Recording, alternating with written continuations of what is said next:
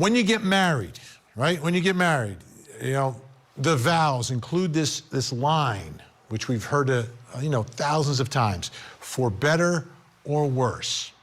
And what that is all about is you get married, you know, things go a little bit south. You got to stay in there. You got to stick with it. And when things are great, obviously, you continue to enjoy that together. But when times are tough, right? You got to roll up the sleeves. You do whatever you have to do to make it through together. And that's what the marriage vows are all about, for better or worse. But when it comes to the accused Long Island serial killer, I mean, it's much worse.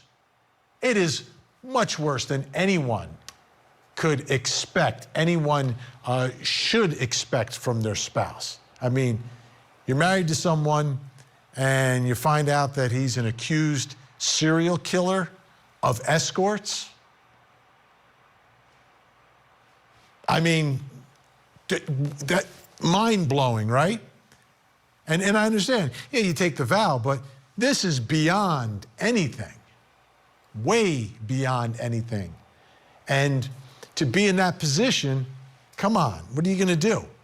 Now, in this case, we mentioned who the victims are. The victims are women who were working as escorts. He's been charged with murdering 3 of them. He's been implicated in a 4th. There are other victims in the area, but has not been charged with any of them. But you look at who they are and the loss, obviously the loss of life, the loss for the families, you know, sort of pushed to the wayside for 13 years. And it's difficult for those families, what they're going through. It's immeasurably difficult when a family member is a murder victim. But in this case, at this point, don't you have to consider his wife another victim? Not to the same level, but clearly she's another victim. She didn't ask for any of this. She's not implicated in any of this. She didn't do any of this. Yet she's the one that's left kind of like having to pick up the pieces and continue with your life and continue to be a mother to a special needs son and a mother to a daughter and to, you know, wake up every morning. That's not easy. Not easy at all. I mean, no one deserves that. Like I said, it's much, much, much worse than anyone could ever anticipate at the moment that you say, I do. So what I'd like to do is bring in Court TV crime and justice correspondent Matt Johnson. He's in New York tonight outside of the accused killer's office building in Manhattan. Great to see you tonight, Matt.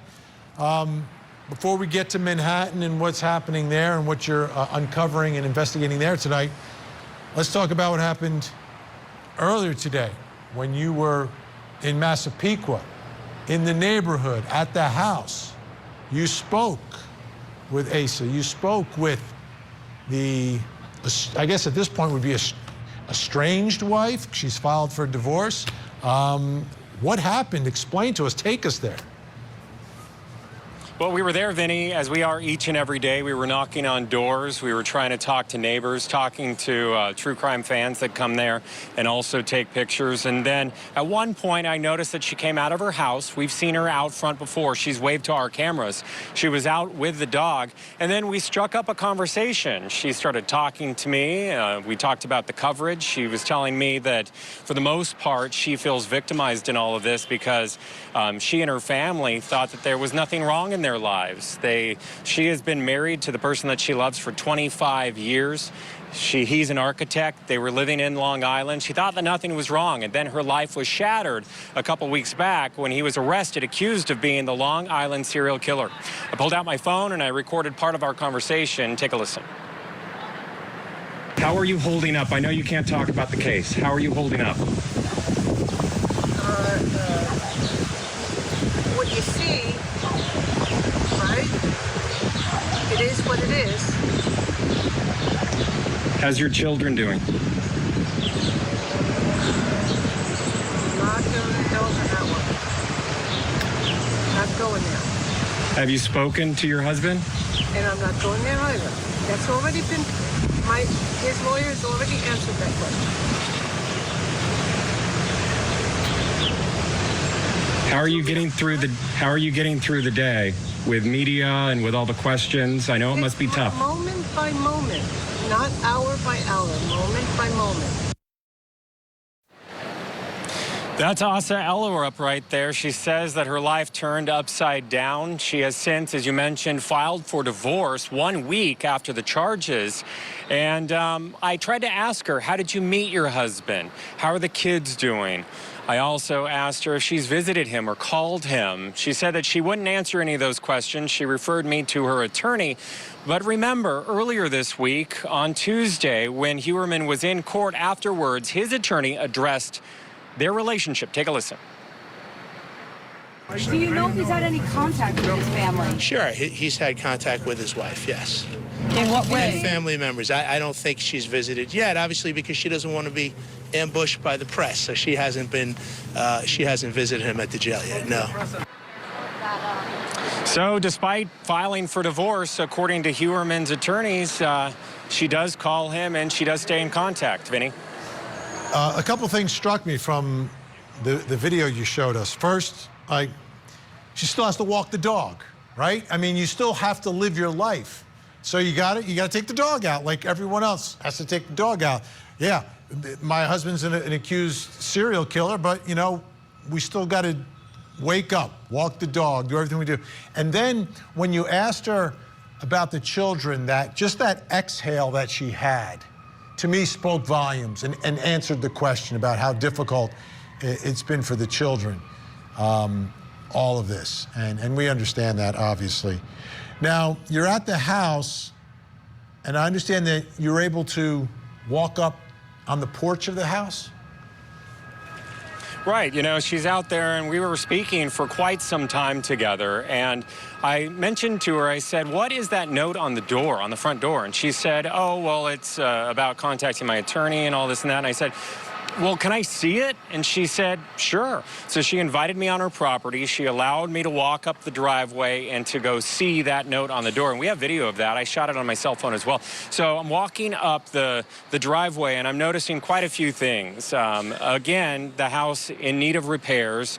The garage door looked like it couldn't close. There was a handmade bench there that looked like it was some woodworking. There was a lot of split wood, and neighbors have told us that Heuermann would be out in the front yard and splitting wood. And I make my way up to the porch. She sits out there with her son, often with the dog. She was drinking coffee earlier, and someone had left a card. Other people have dropped off groceries. You can see flowers up there at the porch area as well. And then there's that note that says, any media or law enforcement. I found that interesting. Any law enforcement, please contact my attorneys. And then she had their information up there, Vinny. Striking, absolutely striking, but amazingly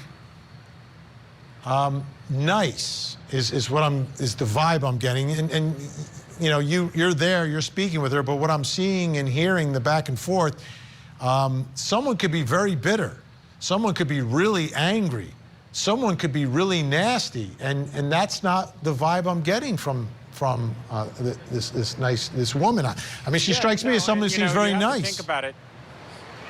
Right, very nice. Sure, everyone has their moods and their ups and downs when they're going through trauma like this. There's no doubt about it that it's traumatizing for everybody associated with this case in all aspects of it, the victim's families, her family. But for the most part, she was very nice and very understanding that we have a job to do.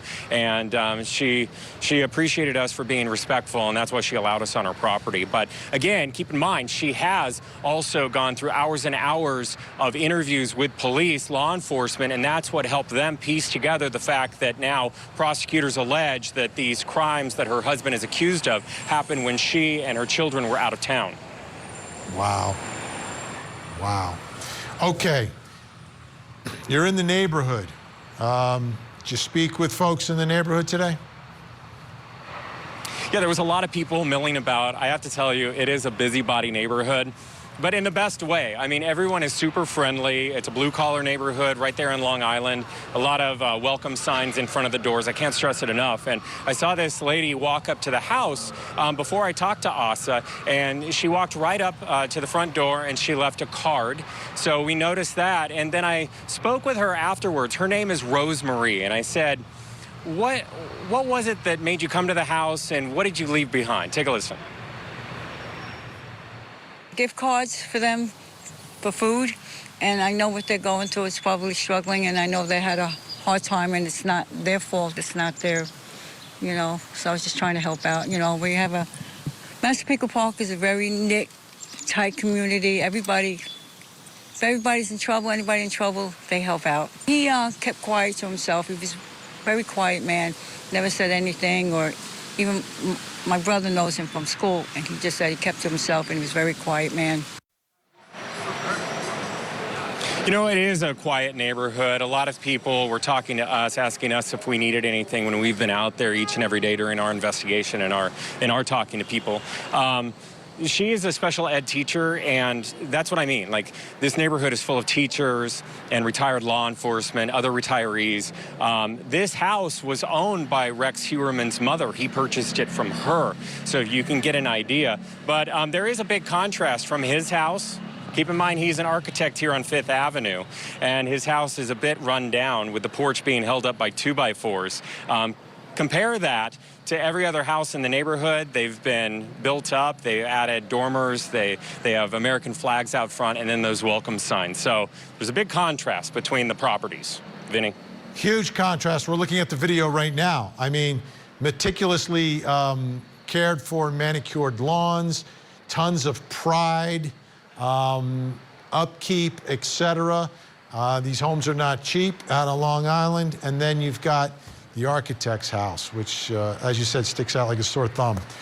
All right, Matt Johnson, stay where you are, because we've got more to talk about. I just want to bring in a special guest joining us right now. I want to get some reaction from him. Joining us from Ann Arbor, Michigan, clinical psychologist, expert witness from the Oxford shooting case. Dr. Colin King is with us. Dr. King, we saw your work. We were incredibly impressed, so we wanted to have you on the show. Thank you so much for joining us. Thanks for having me. The pleasure is all mine. Thank you so much. Let's start here with what this wife/mother is going through. Her husband, the father of the children, now an accused serial killer, and now she's got to pick up the pieces. Like, how does she even do that?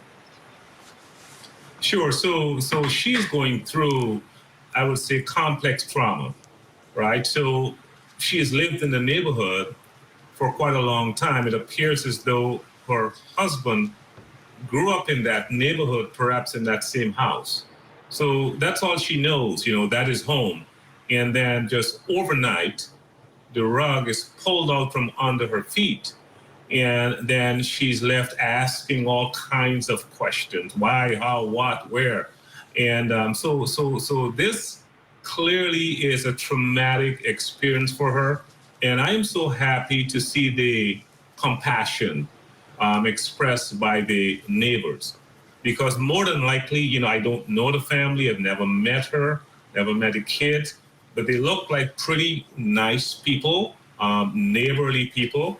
And I applaud the level of support that this family is receiving from the community, but she's certainly going through a very traumatic experience. And how about for the children long term? Like, how do you, if in fact he ends up getting convicted, right, and is forever labeled the Long Island serial killer, how do these children get beyond that to try to have some level of normalcy in their lives? Sure. So I'm betting they're going to need ongoing psychological support, such as counseling, because there's going to be that lingering stigma. Although they are not responsible for any of the alleged activities, but you're looking at guilt and shame. I'm sure they're going to ask themselves, well, how did we miss this? If indeed he's convicted, if indeed he is the serial killer, they're going to ask themselves, how did this happen, right? And then also, they will have to live with the looks and the stares from their friends. They're going to lose some of their friends. They're going to have to live under that umbrella of ridicule. And it's going to be a very long journey. They're going to need psychological help for sure. Dr. King, let me ask you about their father, okay? And husband-wife. She apparently has been communicating with her husband since all of this happened. She's filed for divorce, but has been communicating. How about for the children? Is it better to communicate, to walk away, to give it some time, and then try to reconcile or have a conversation with the father? How would that work out best, do you think, for the children? So, yeah, there are no good answers, right? It's like me asking you, well, how would you like me to take your feet off, right? Do you want me to cut it off like with some type of a very sharp object, or do you want me to slowly saw through the veins and the tissue? There are no good answers, right? And which is why psychological intervention is so important. I'm thinking they're going to have to step back and really think about how they want to approach this, because this is their dad. They have known him for how many years as their father. And then overnight, he's been portrayed in the media as an alleged serial killer. So they're going to have to sort of live with that reality. And I'm hoping that they're getting professional help just dealing with the trauma and with the separation, because if indeed he is the killer, if he's convicted, then that relationship, I'm assuming, will be forever severed. So it is going to be a very tough journey, very difficult journey. Dr. Colin King joining us from Michigan tonight. Great to have you on the show. Thanks so much. Thanks for having me. Thank you so much. All right, folks, when we come back, we're going to go back to Matt Johnson. He's in Manhattan outside the office. We'll talk about what he found out there. Plus, coming up next hour. In Los Angeles, California, explosive allegations against Grammy Award-winning pop superstar Lizzo. Former dancers suing Lizzo, claiming an over-sexualized workplace environment and outings to strip clubs. Tonight, we hear from the accusers and the response from Lizzo. It was more so the hostile work environment, including the false allegations that was being circulated around. A man married 6 times. 4 of his wives died under mysterious circumstances. Eccentric widower Thomas Randolph. Charged with the murders of his wife and the man he allegedly paid to kill her. A 2017 conviction overturned. The plan between Mr. Miller and Mr. Randolph was to kill Sharon. Now he faces a jury once again. The Widower Murder Trial. Live coverage starting Monday at 8/7 Central on Court TV.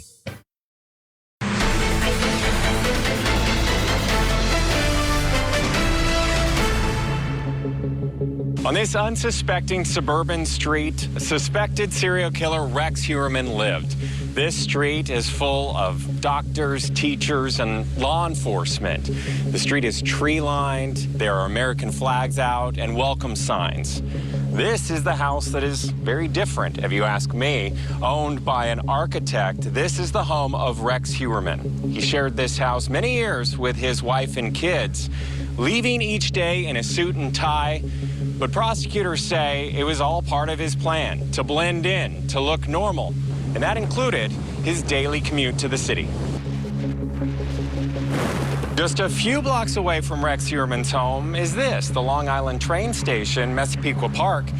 This is the platform Rex Heuermann would go to each and every day, as he would be in a suit and tie and head to New York City, 5th Avenue, where his architecture firm office was located. We're going to hop on a train now and show you his commute. So the train's just arrived. We're going to get on board and we'll take you to Manhattan. All right, so we're approaching our stop. This is Penn Station. This is near his work. This is the train stop. So I had a timer going, about 52 minutes so far. I'm noticing, you know, everyday people on board, some business people. This would be a train that anybody would blend in. And that's exactly what he did for so many years.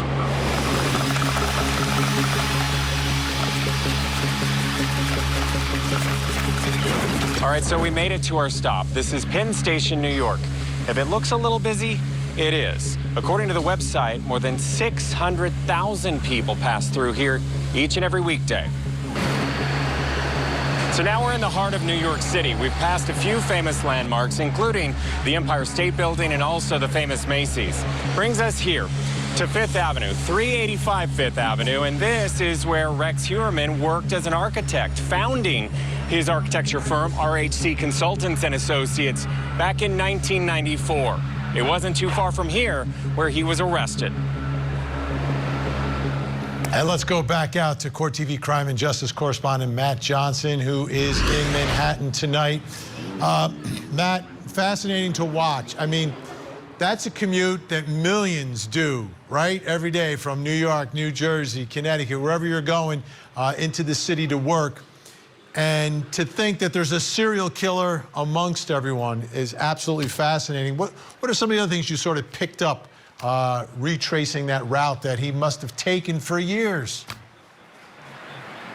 Right, you know, it's only about an hour of a train ride once you're on board, and it's about 5 minutes from his house to that train platform, very close to his house, and it's located in the downtown area of Massapequa. It's a little village town, really charming town. And to imagine him, because I've seen him in court, he's 6'4", he just towers over everybody else. He's a very, very large man. He must have stood out even though he was in a suit and tie like many people on board the train there when he's trying to blend in, according to prosecutors. Now, there is some reporting here locally that he acted when he was on board the train like he owned the train, and he would tell people not to do certain things if they were not following the rules, and he actually got into confrontations. We haven't independently been able to verify that, but there is some reporting about that. And there's also reporting about the fact that prosecutors are saying that on board the train and the train station there and nearby his office here on Fifth Avenue in Midtown is where he made some phone calls from some of the burner phones. Okay, so now you're in the area where the office is. What did you see and notice there? So this is Midtown Manhattan. We are across the street from the Empire State Building. This is heavily trafficked area with tourists and also with people in business suits. He has been working on this particular high-end real estate, his architecture firm, since the early 90s. And earlier today, we did speak with someone who worked on one floor below him for years on the 10th floor. Rex Heuermann is on the 11th floor with his office. And he described to me the aftermath of the arrest and the chaos that ensued out here on the sidewalk. Take a listen. I was kind of like speechless. I was kind of surprised that it was him that was up there. He was on the 11th floor. We're on the 10th floor. It's not a big office. It's like it's part of the floor. So I never seen his office, but you know, that's news I got when on that Friday when it was all surrounded by troopers, police, and reporters. The arrest was about a block away. But I guess the police here came to, you know, check his office and collect all the evidence, whatever, you know, so. And that search continued in that building on the 11th floor, RHC and Associates. That was his architecture firm. And we're told by Thomas there that spoke to us that law enforcement marched straight up there and they were digging through lots of boxes and files searching for evidence. And you mentioned the arrest. The arrest is about a block from the office? Exactly right. So I'm with Justin, my photojournalist. He's going to just pan down the street here on 5th Avenue. This is between 35th Street and 36th. And one of these trash cans over here on this busy street, that's where exactly they picked up that pizza crust where the DNA was connected. And also Heuermann was under surveillance in this area ever since they had connected him to the DNA on the bodies, according to prosecutors. And so he was under surveillance 24 hours, and then that's when police, law enforcement, dressed in plain clothing in business suits, they surrounded the suspect, and then that's when they made their arrest. We're told that they wanted to make the arrest here as soon as possible because he was not only a flight risk, but also because they wanted that long drive in the back of the patrol car to ask him questions. We're told with our sourcing that he didn't answer any questions when he was behind in that police car. Matt Johnson in the Big Apple tonight. Great work. Thanks so much, Matt. Appreciate it. All right, let's bring in our guest joining us tonight in Salt Lake City, Utah, retired police commander, host of the Profiling Evil podcast, Mike King. In Jacksonville, Florida, retired FBI Special Agent Jennifer Coffendaffer, and in